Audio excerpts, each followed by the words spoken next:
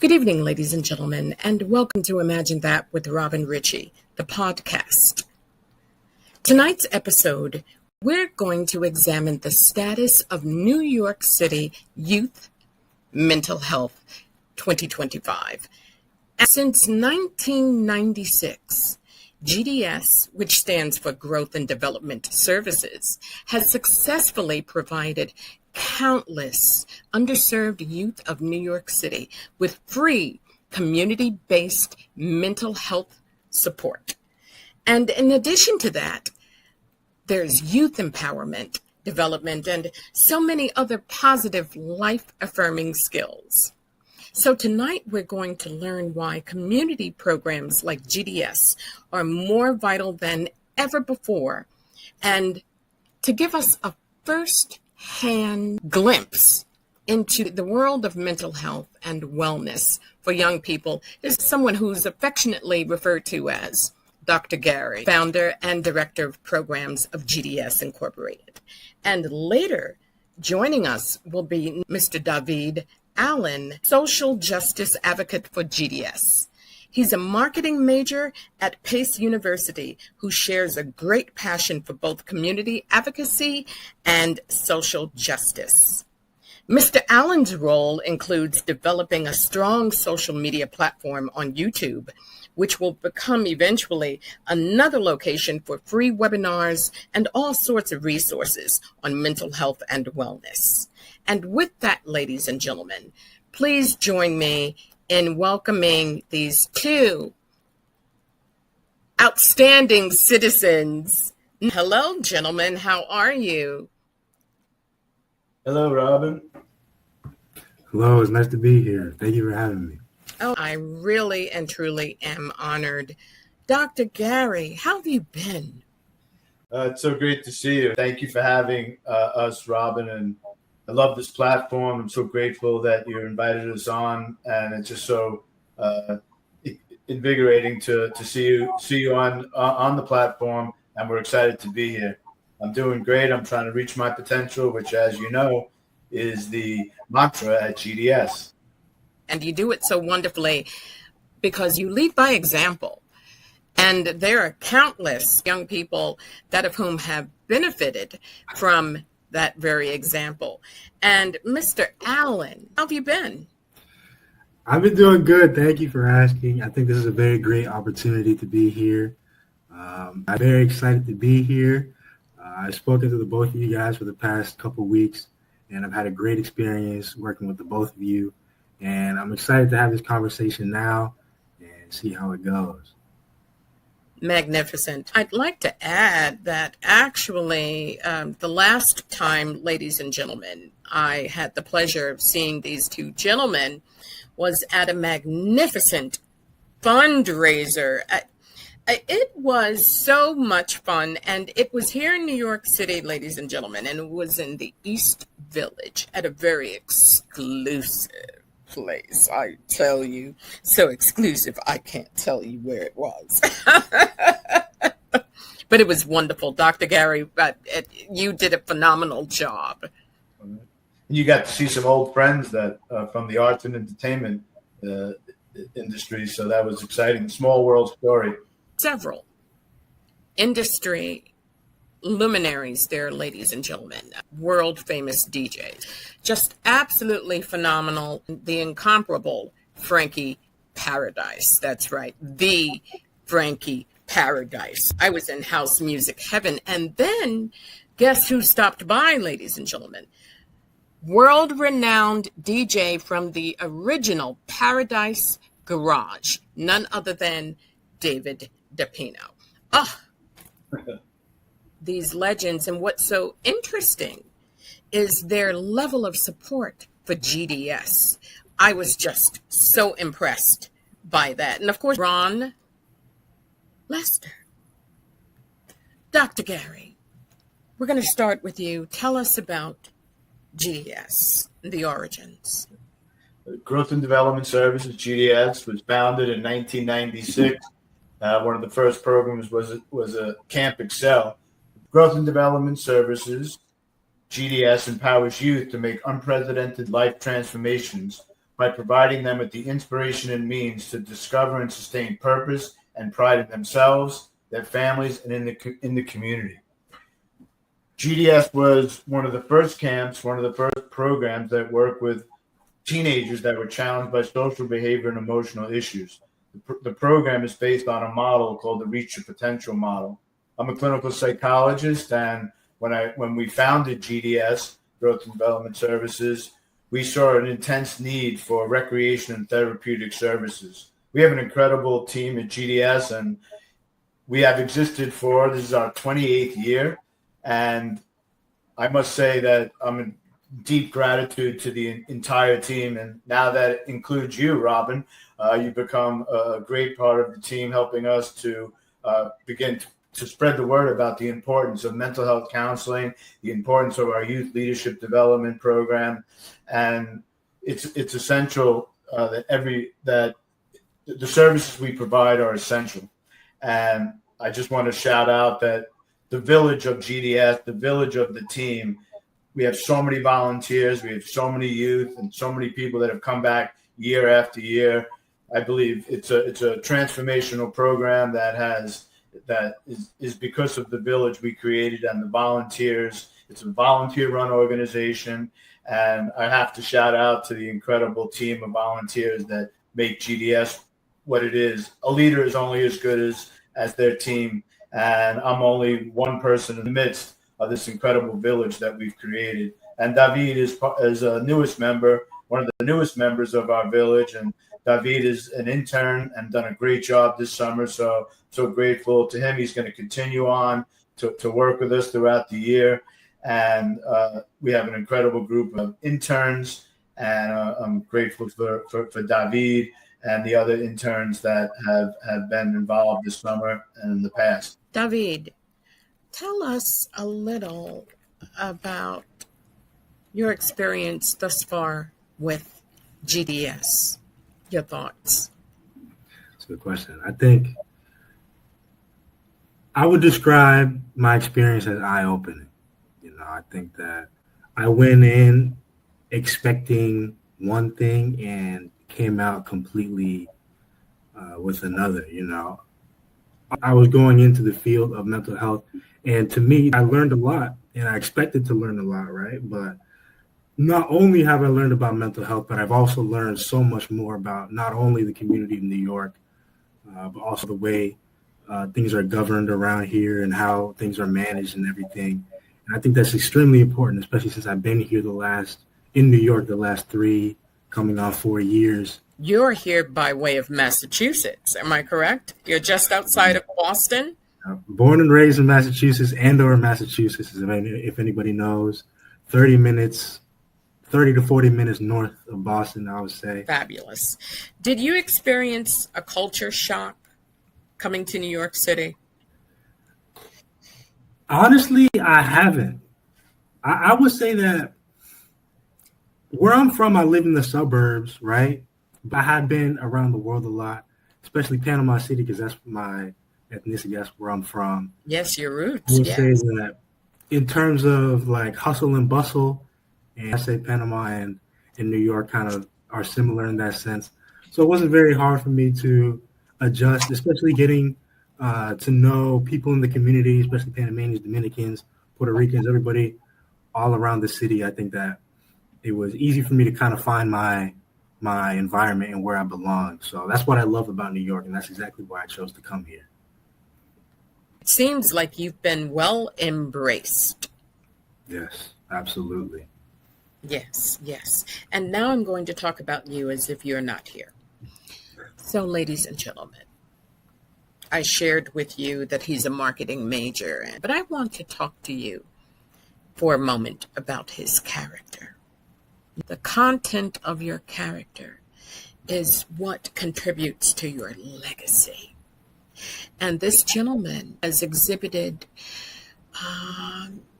integrity,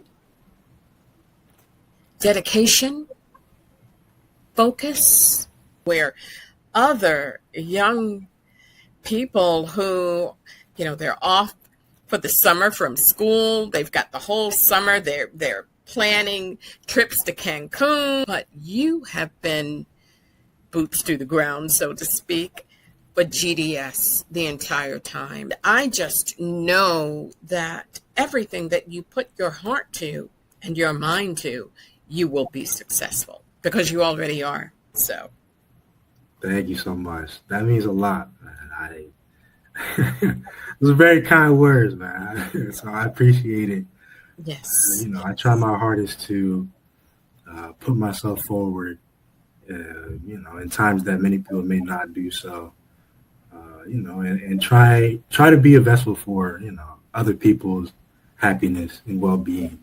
So I do appreciate that. That does mean a lot. It's something I strive to do. So thank you. It's meant from the heart. I thank you. Dr. Gary, what do you have to add to that?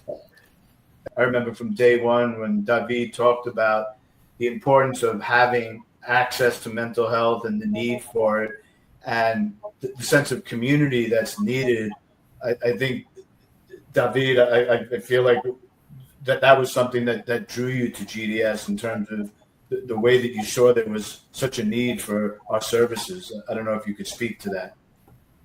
Mental health is something that is often not talked about or touched upon, often like pushed to the side because of whatever reason. Maybe, people think that it doesn't really matter or they can just push through it or don't necessarily need to address it because it'll all just go away. But I think that it's important, that we consistently have a place in which we have, a resource for everybody to be able to come forward and just express any issue that they may have. It doesn't even have to be too big, like, oh, I hurt my toe the other day. Like something as small, just to have that comfort in knowing that other people are there for them. That's, I believe, is super important.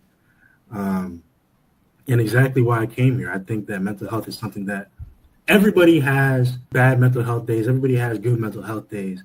And it's important that we stay consistent year round in making sure that everybody has the opportunity to address their problems or that people have a place in which they can feel at home or feel supported in the way they think.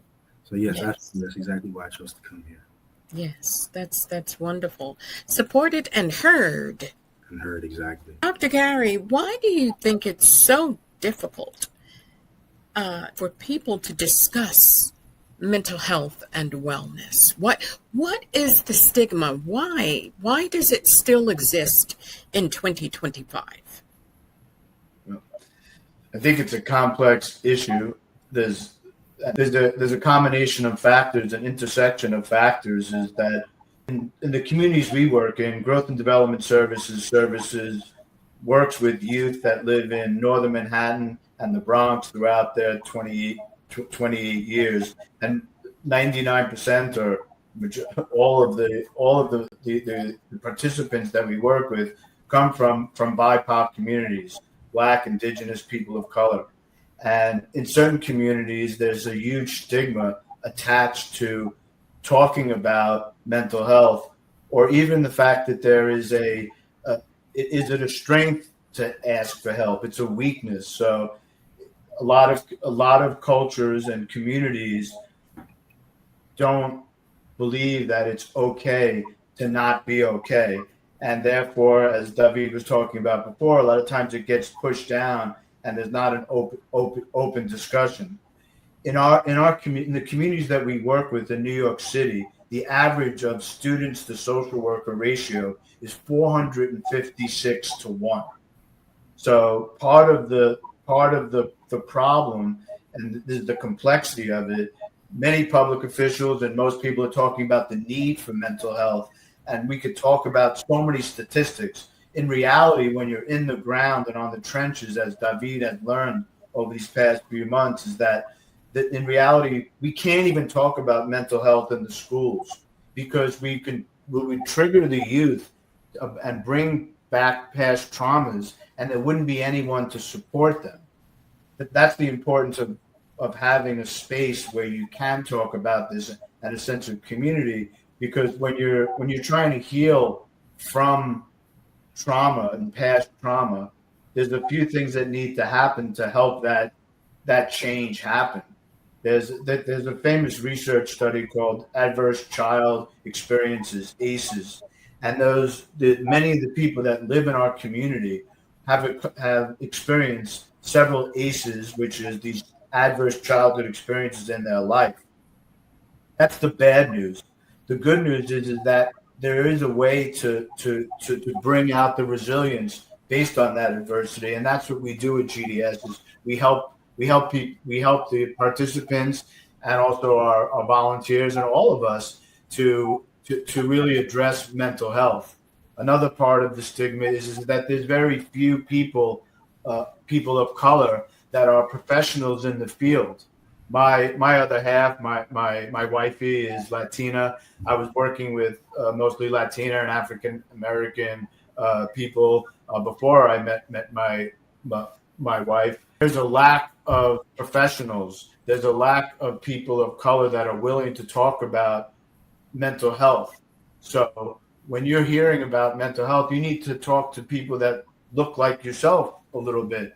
So whenever I speak to the community about mental health, I always bring one of our interns or one of our alumni who actually works with us, Lanish, who's Latina, because it's important that the youth see from their perspective that a reflection of themselves. Yes. In the United States, there's a lack of access to mental health resources. There's a huge stigma based on cultural background and a big issue that communities have with mental health will be socioeconomic status. And unfortunately, Black and Latinos and Indigenous people are disproportionately are often on the bottom half of the top 50%, even 20%. Issues that leads to are many people in my own community, because not only am I Panamanian, I'm also Black American through my mom's side. The issue that Black and Latinos have is that in many cases, they don't have the time or the energy to be spending on their own mental health because of all the institutional problems that they have currently.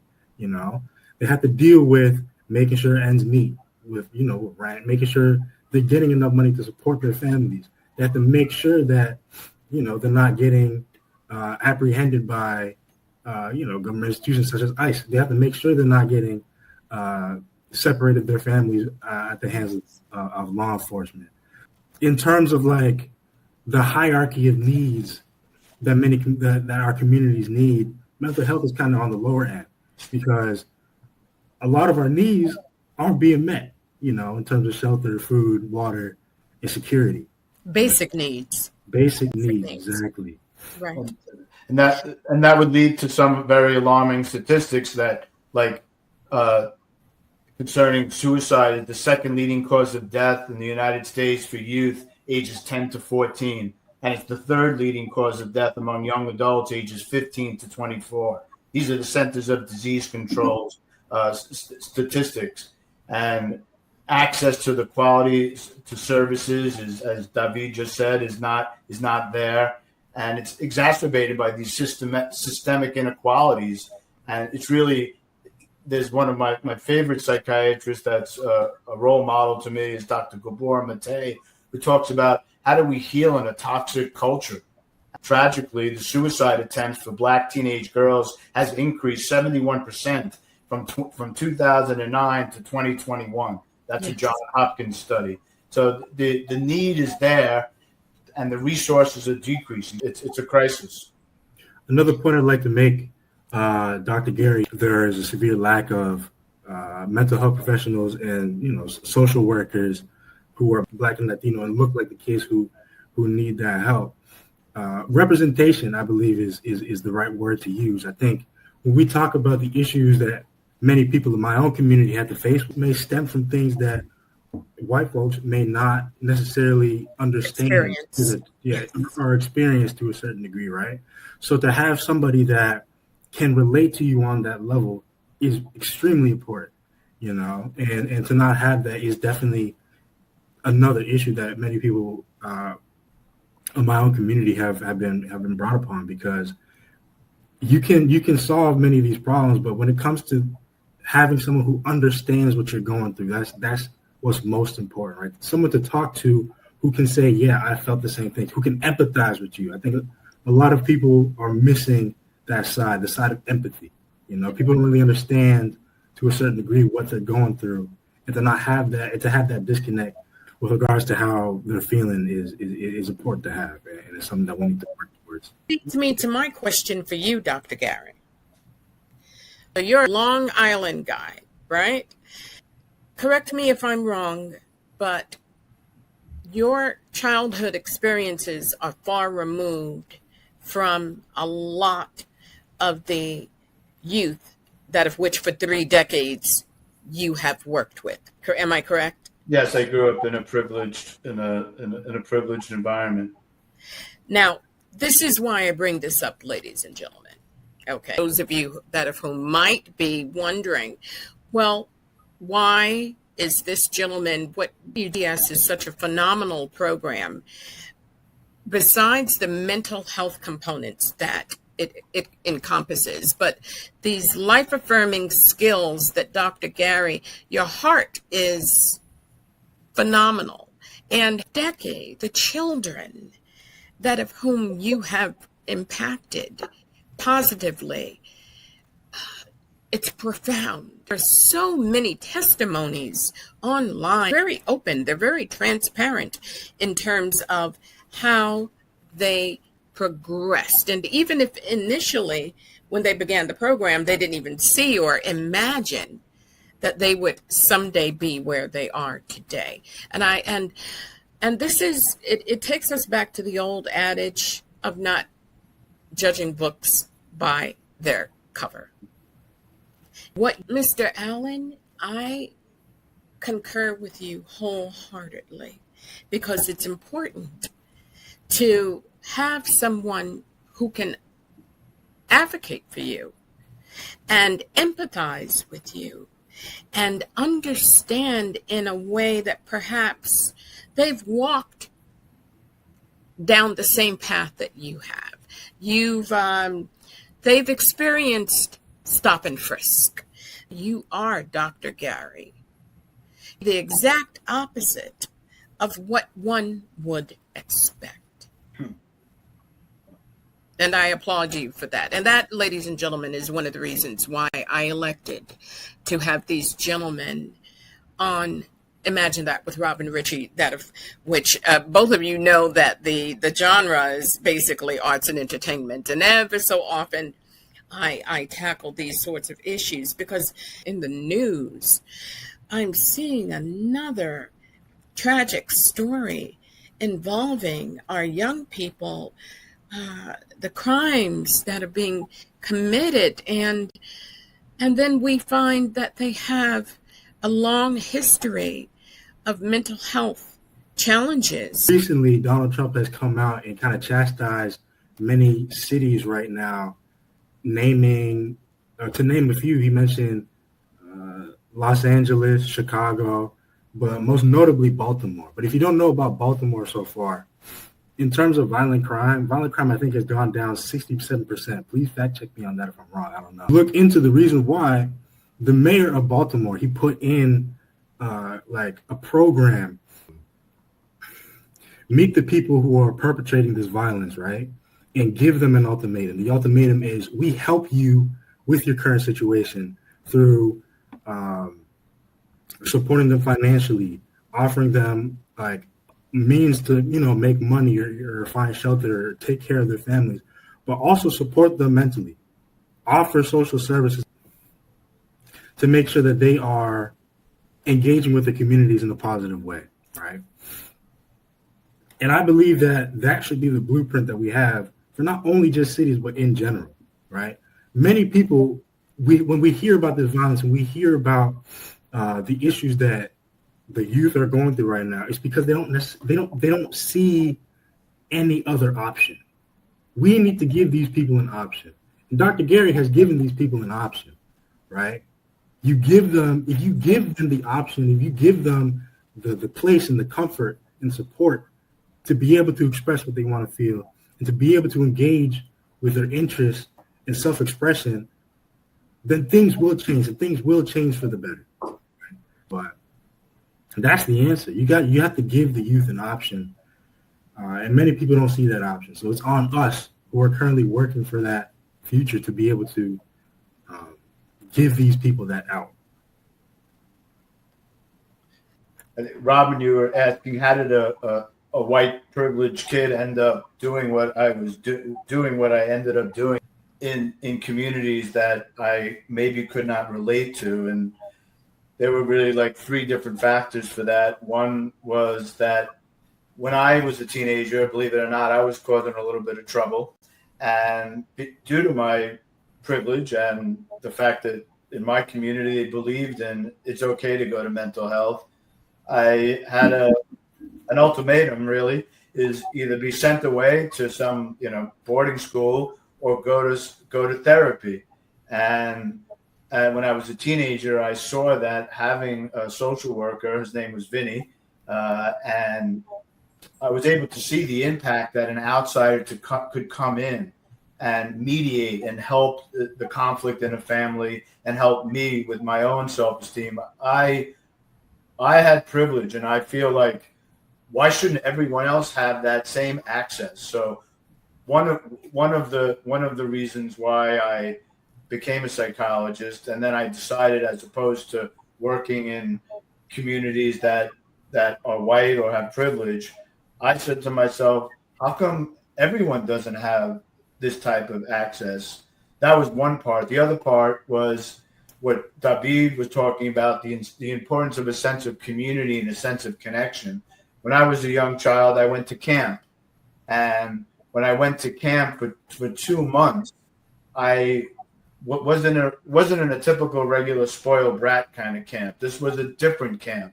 It was the director of the camp was an Army sergeant, and he was very disciplined. So where the spoiled brat kids thought that they were going to be able to do whatever they wanted, that's not the way the camp was run.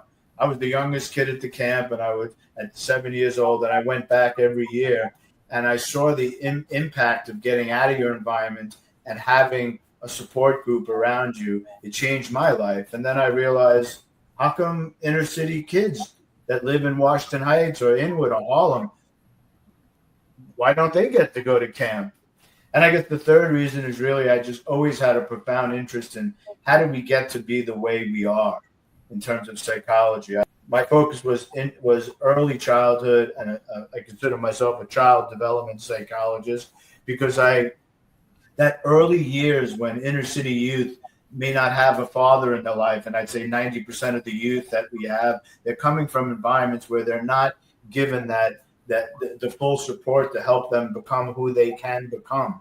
So at the Creating Camp Excel was giving the teenagers a chance to get to themselves, have the sense of connection. And the first program of GDS was Camp Excel. It was one of the first camps for teenagers that are challenged by serious emotional and behavioral issues. And I remember when I first started it, they told me, there's no way you can do this program. There's no way you can have these kids in the middle of a camp and they're going to hurt each other. And I said, that's not the way it goes. As David knows, and as you know, Robin, when you create a safe space and a sense of community, it changes someone's outlook on life. They have to see hope. They have to feel like there's a future. And when I first started Camp Excel, at first I wanted it to be a long camp. But then when I wanted to be 2 months. I wanted to grow from a week to 2 months.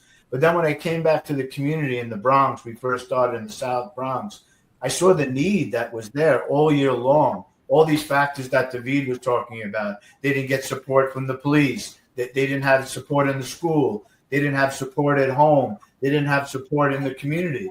So that's when I said, wait a second, we need to shift this. And we need to do a year-long program. And not just the camp became the hub of the wheel, and the year-long program was the Excel program. And then that was the wraparound holistic approach where we work with the youth, the families, and we created this sense of community that they needed. And that the camp and the program, the Excel program, offered youth leadership development. It offered college readiness, job readiness, and most importantly, it gave them a safe space to go. And then we would never the youth were dealing with so many issues in the toxic environment that they lived in: gangs, drugs, violence. And we did an intense assessment of the youth and made clear goals.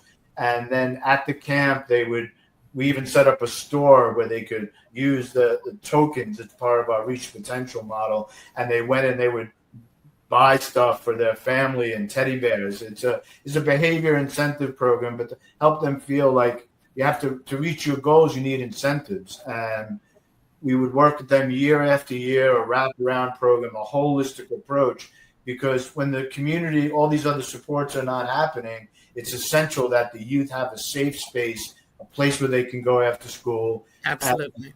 It's lacking in so many communities, and that's where we moved from the Bronx to Washington Heights in 2002, and we built out raw space, a community space where the youth can come to every day after school. They had their group from camp, and it's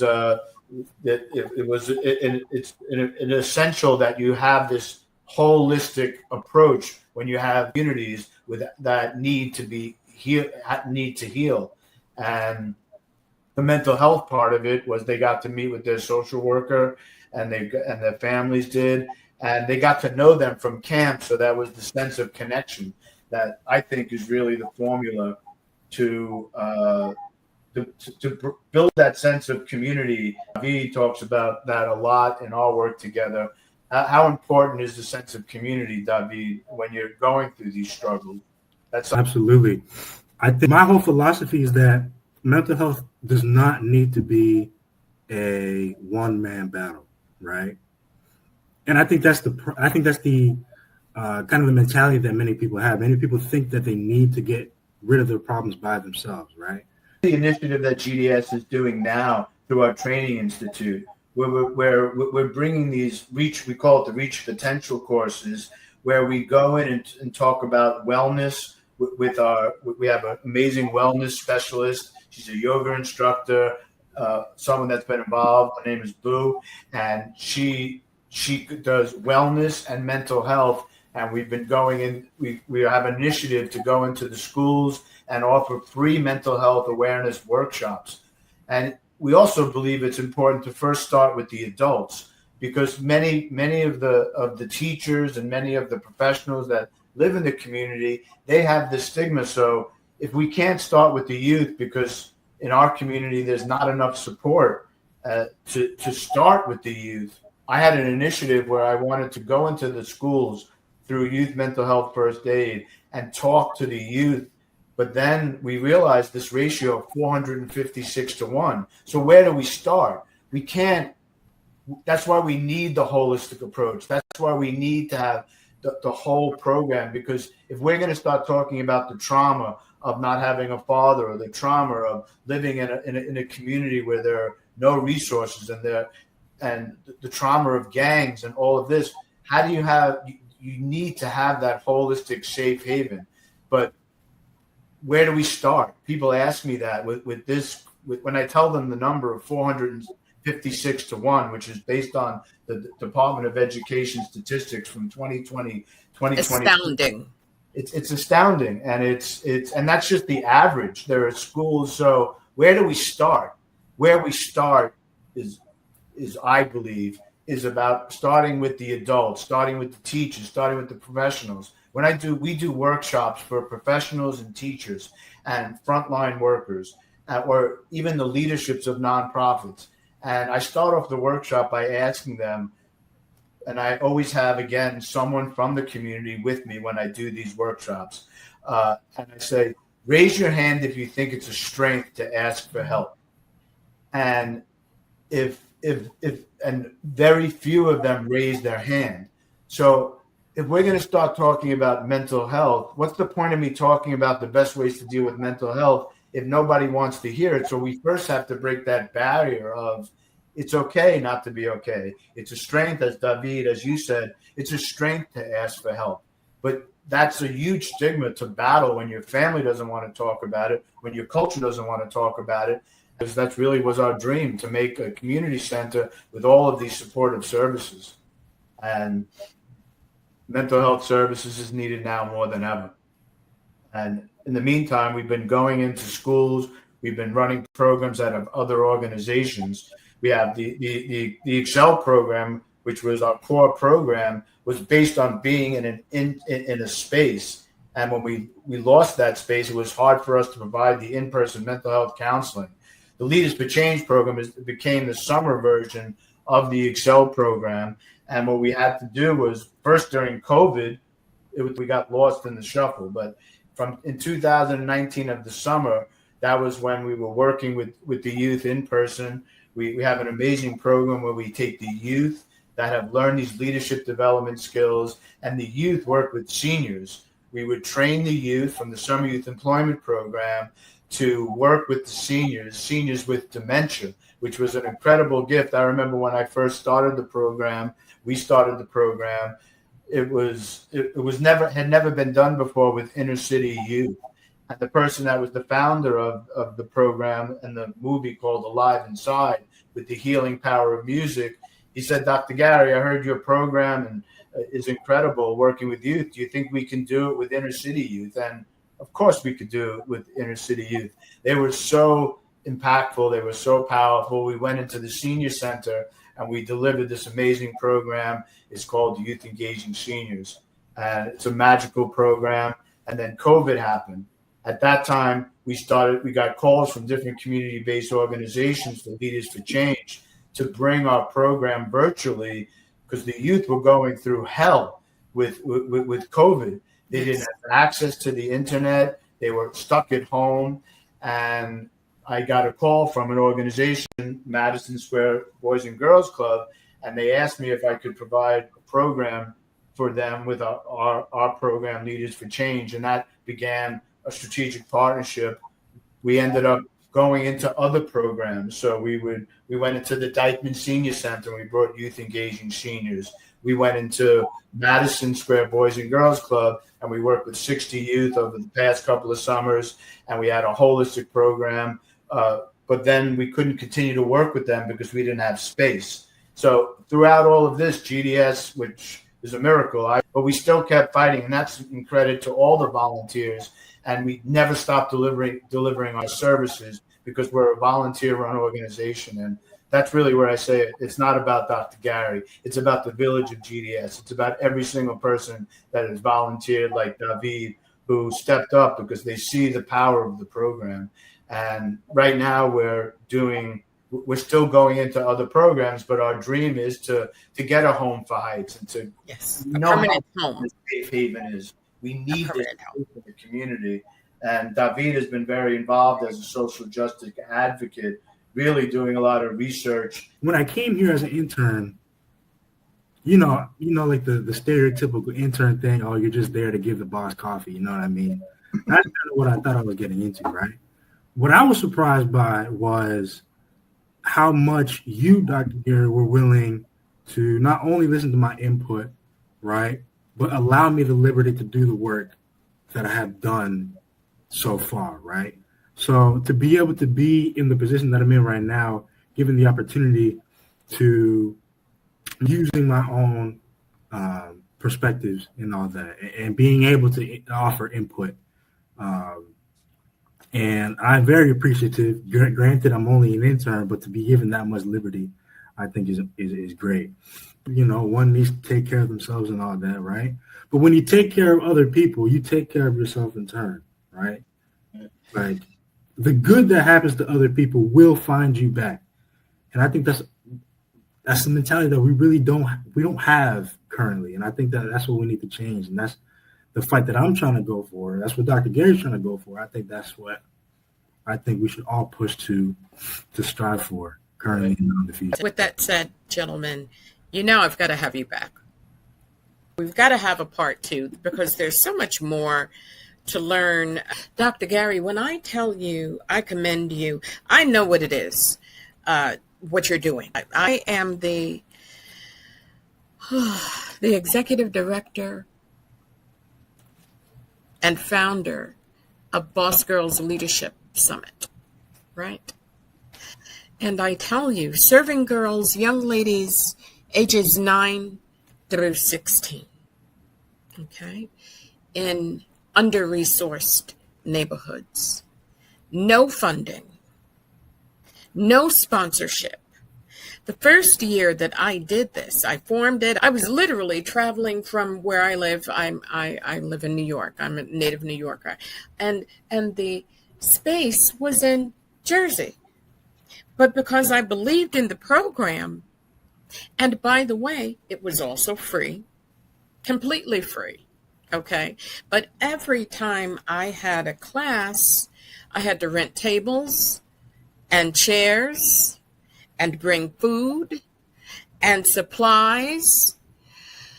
And I will tell you that I nearly went BROKE.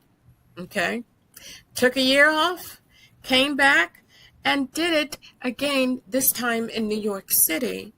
Another dear friend of mine who was kind enough to give me a space in the basement of her boutique, who, by the way, just recently passed away. At that time, she was completing treatment for breast cancer. And the young ladies didn't know. They just knew that they didn't see her frequently, but they had no idea the challenges that of which she was enduring. And her heart, her beautiful heart, she was kind enough to permit me to bring Boss Girls Leadership Summit to her business. And we had a magnificent summer. And that was just 2 years ago. And I say this to say that I'm pretty sure that there's a smarter way to do it. And fortunately or unfortunately, all contingent upon how, a person's perspective.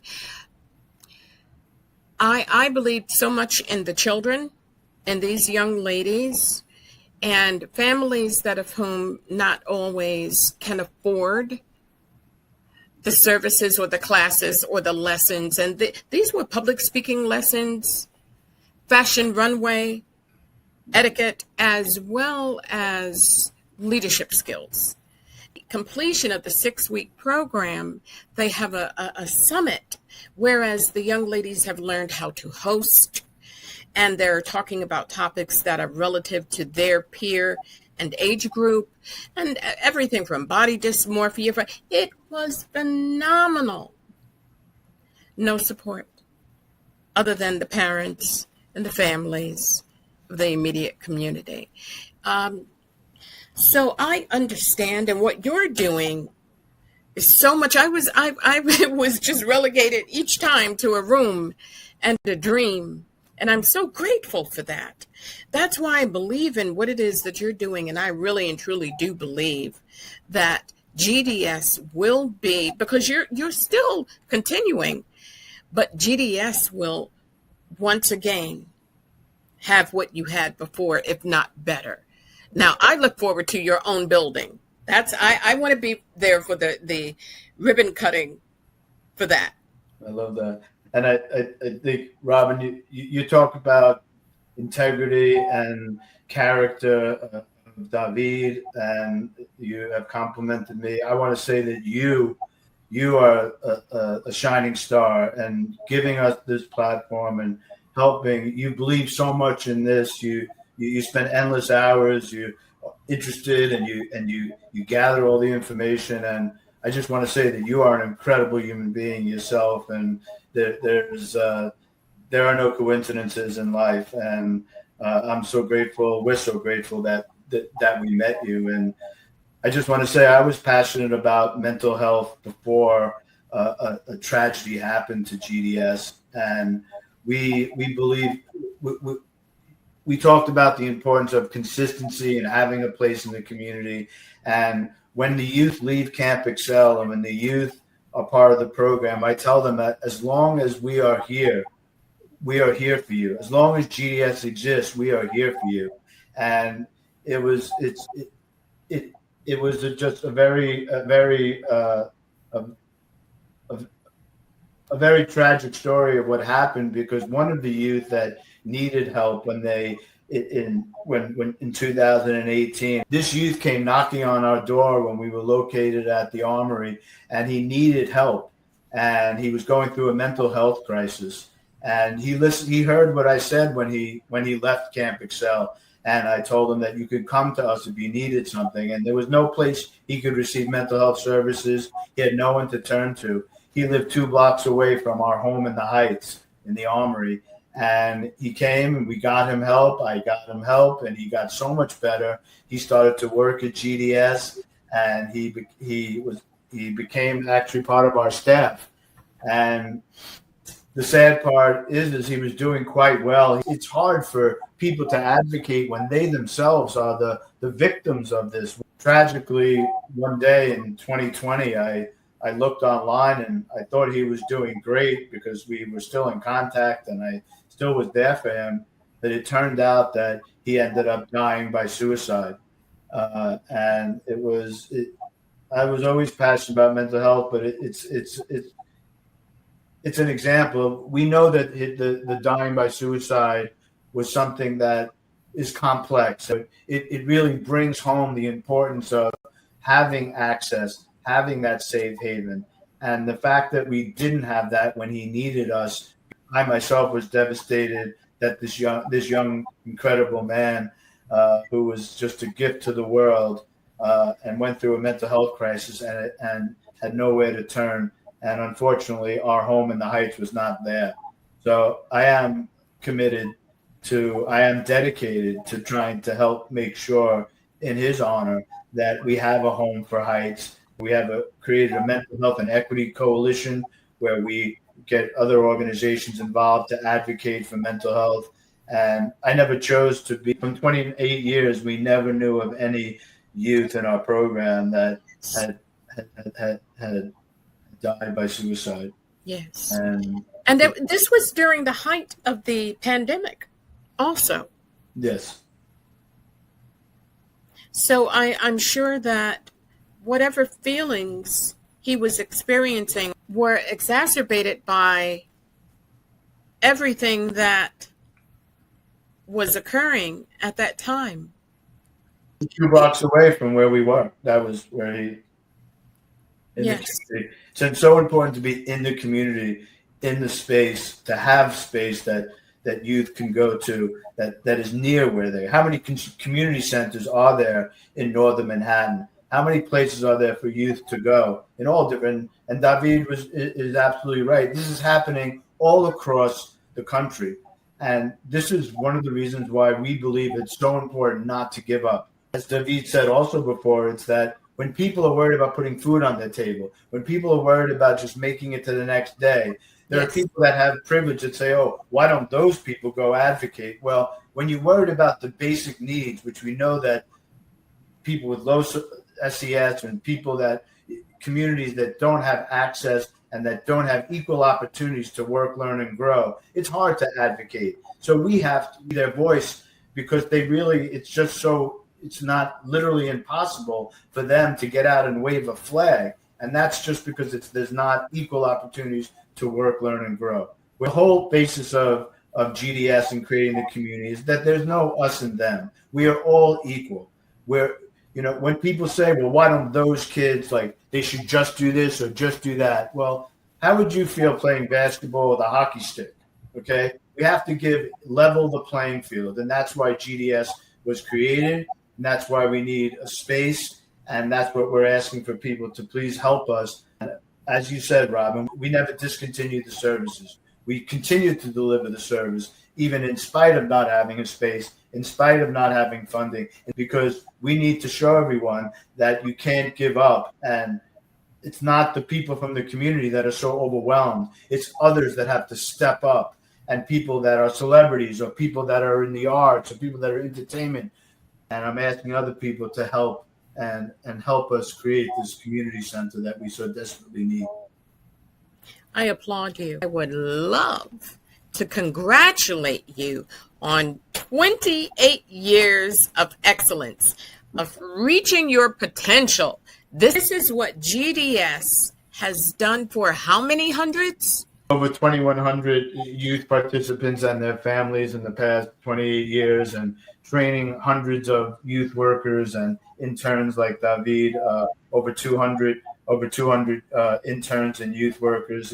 It's not just the participants, but there are volunteers and interns like David that come back and say, this program changed their life. It just made them decide to go into social justice. There are many lawyers they're in law school right now. So it's the ripple effect also, because when the youth go to camp or when the youth are part of our program, when they see something going on in the street or they see something that is wrong, they're like, that's not the way we do it. You don't have to fight. Is it worth it? These are all the things we teach them through the program, that there's this ripple effect in the community of the peers have more influence, and that's like David is like, when I want to know what to do, I turn to him. I feel like David would know, and he has shown that he does, ideas on how to go forward. And I'm so grateful for his volunteerism, and I'm so grateful for you, Robin, that we met and creating this platform. Likewise. One final word, gentlemen, and Mr. David, I would like to begin with you. A final word of encouragement to our viewing and listening audience. Just engage with your community. I think what's most important in my eyes is for people and neighbors to understand each other to a certain degree. I think a lot of the issues that we have in today's world is we don't have a mutual understanding of each other. And if you just go outside, ask questions, or just not even ask, just perceive what other people are doing and kind of make sense of it, right? And understand that everybody's out here. We're all individuals. We're all doing our own things, right? To have that mutual understanding of each other, we'll be better off, and that goes for all aspects, not just mental health, but, in life in general. In life in general, exactly, with self-expression, cultural expression as well, in all aspects, I believe that holds true. So that's what I would say. Beautiful. And Dr. Gary, final words. GDS, which, by the way, ladies and gentlemen, these might be the final words for tonight's episode, but gentlemen, I've got to have you back again before the year is out. We've got to have a part 2. Real, I know you've got a lot of exciting things coming up on the horizon, and I have wonderful ideas that I'm looking forward to sharing with both of you, in the hopes that it will help you move forward. Well, at GDS, we have a movement, and that movement is called the Reach Your Potential movement. And we're asking, we'd love you to be involved in this movement. Anyone who's watching the movement, you can be involved in so many different ways. You can help advocate for mental health by joining our Mental Health and Equity Coalition. You can help us find a home in the Heights or a home for Heights. You can get involved in volunteering to be an advisory council member or member of the board. You could host a fundraiser. We need funding. We need more people to step up and to be involved. And we're always looking for new members of people to join our team. All you have to do, if you go to our website, excelgds.org, you'll see there's many ways that you can help. And I'm very grateful for this opportunity, and I'm grateful to you, Robin, for having us on your podcast. And you are a gift to everyone that meets you. I thank you. I'm honored. I really and truly am. And once again, ladies and gentlemen, you have been tuned into Imagine That with Robin Ritchie, the podcast. And by the way, gentlemen, it's 28 years for you, 27 years. Celebrating this year of the Imagine That with Robin Ritchie brand, which originally began local programming television in both northern New Jersey and all of New York City. And imagine that. Now imagine that. Wow, that's amazing. And imagine that we would all have access to mental health and equity for services. Imagine that we all have access to mental health and we could reduce the stigma. Imagine that we all have a place to go that's a safe haven. Imagine that.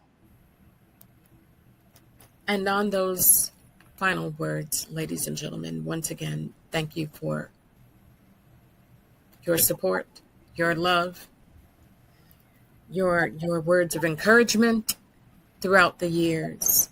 Gentlemen, thank you once again, and all the best to both of you, and we'll see you. God bless you both. Thank you. Thank you.